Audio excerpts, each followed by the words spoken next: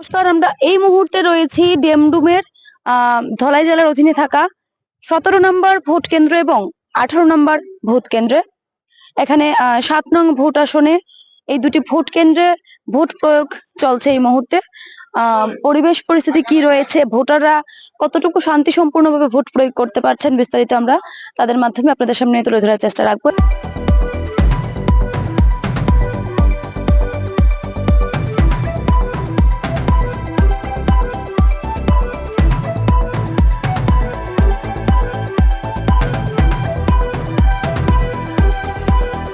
দিদি ভোট দিলেন?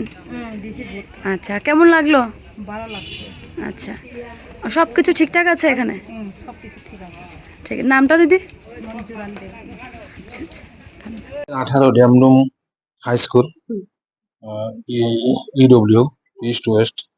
এখানে আমরা এই পর্যন্ত ভোট কালেকশন এখানে 490 আছে অ্যাসাইন ভোটার। আচ্ছা এই পর্যন্ত আমাদের কালেকশন হয়েছে আপনার 396। আচ্ছা। আর বাকি রয়েছে শুধু অল্প বাকি রয়েছে আর কি। এখানে ভোটারও কম, 490। এখন পর্যন্ত এটা কত নম্বর আসন?